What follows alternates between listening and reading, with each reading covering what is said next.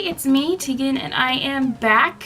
If you can see the mess behind me, just please excuse it. I have to work in like an hour and a half, and directly after work I have to catch a flight, and I haven't really started packing yet, so things are a little crazy. I just finished the book that I was reading with Nicole last night, and so I wanted to hurry up and do a review before I just didn't have time to do it, because I'm about to go away on vacation, and who the heck knows when I'm gonna have time to film.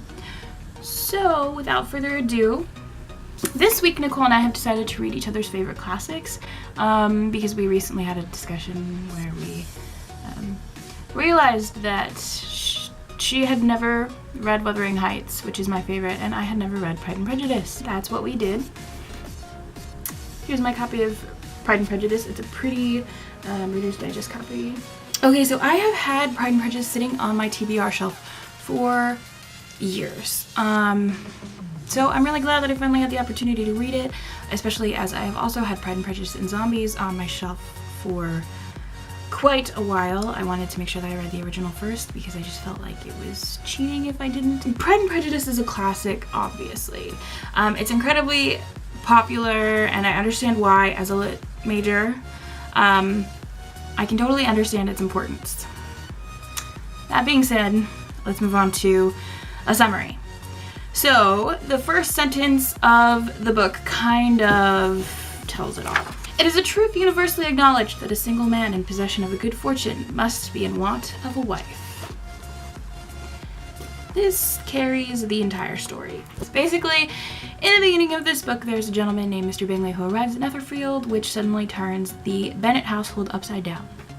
Now, who are the Bennets? The story focuses on Elizabeth Bennet in particular, but also branches out into her family. Her mother is obsessed with marrying off her 5 daughters, and Mr. Bingley's arrival kind of rocks her world, and the knowledge that he's single encourages her to show off her daughters whenever possible.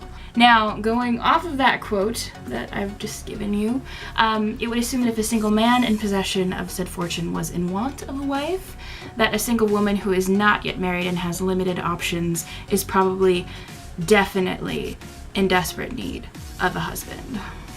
Wah, wah. This is annoying, and the great part about the story is that Austen plays with Elizabeth's character by creating a female character who is sort of the exact opposite. Lizzie stays relatively true to herself throughout the entire story. She is living in a time where women were expected to sit back and keep their mouths shut, get married, have children who were then raised by governesses, and so on and so forth. And it seemed really boring to me, but I mean, I don't know. Lizzie is headstrong, and she's very set on getting married on her terms with the right person, and she's very against merely settling, unlike some other people in the story.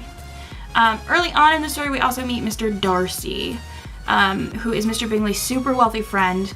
We meet him at the Meryton Ball. Mr. Bingley, who seems to have taken a liking to Elizabeth's sister Jane, suggests that Mr. Darcy dance with Lizzie, which prompts this snobby response that she's not handsome enough to tempt him, and blah blah blah blah blah, which sparks Lizzie's supreme dislike of Mr. Darcy and gives him a bit of a reputation as an insufferable snob. Brings in the title Pride and Prejudice. Throughout the story, limited points of view lead to instances of both Mr. Darcy and Lizzie Bennet trying to save their pride. It also really focuses on Lizzie's prejudice toward Mr. Darcy as a wealthy waste of space. It brings to mind the idea of first impressions meaning a whole lot in social contexts, and it's also a reminder that we should always get the entire story before we are so quick to judge people. That's all the further I'm going to go into it. I mean, long story short, spoiler alert, everybody already knows this, but Lizzie and Mr. Darcy fall in love. There were a couple things that I really enjoyed about this book. Lizzie, for instance, I thought she was pretty cool and above her time, and I always appreciate feminism, especially in classic literature. I think it's pretty cool. I also really enjoyed the dichotomy between Mr. and Mrs. Bennet. Mr. Bennet was super concerned about his girls, Lizzie in particular. She's the favorite child. It's very obvious. And he wants her to be married if and when she chooses to do so, and Mrs. Bennet is honestly so different. She's so over the top ridiculous about marrying her daughter. She's like a parody of the conversation every mother has with their daughter when they're trying really hard to get them to find love and get married and have babies and live happily ever after and just get the frick out of their house. With that being said, I actually found the novel rather dull. I've been reading a lot of books that have just been okay this month, so it's possible that this is just part of my book slump speaking. But the storyline was super repetitive, and I found that it probably could have just been done in half the space, cut it in half.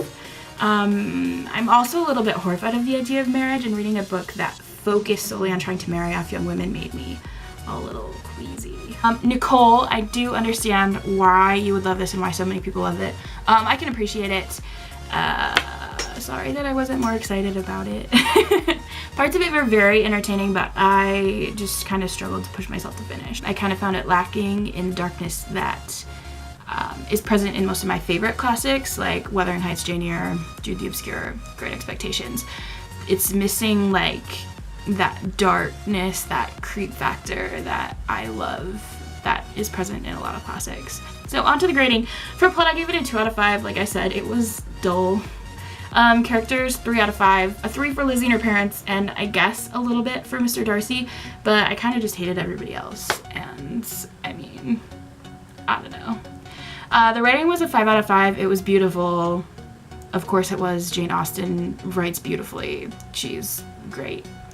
Pacing, a 1 out of 5, just because it was so long and so dull to me, and just everything felt like it was moving at a snail's pace, and I just wanted to shove them together and have it be over with. Cover, I mean, the cover's kind of plain, but I also really love these Reader's Digest versions, and I've seen other versions of it, but I mean, this is the one I have, so this is the one I'm grading. I'm giving it a 5 out of 5. I think it's gorgeous, and like extra points for the beautiful illustrations in here.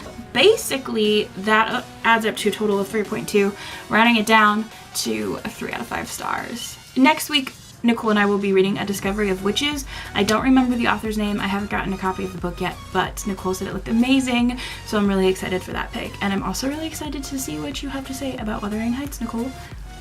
So, yeah, I hope you guys are doing well. I want you to let me know in the comments down below what your favorite classic is. And with that being said, I guess I will let you go, and I hope you are all having just a fantastic day. Thanks. Bye.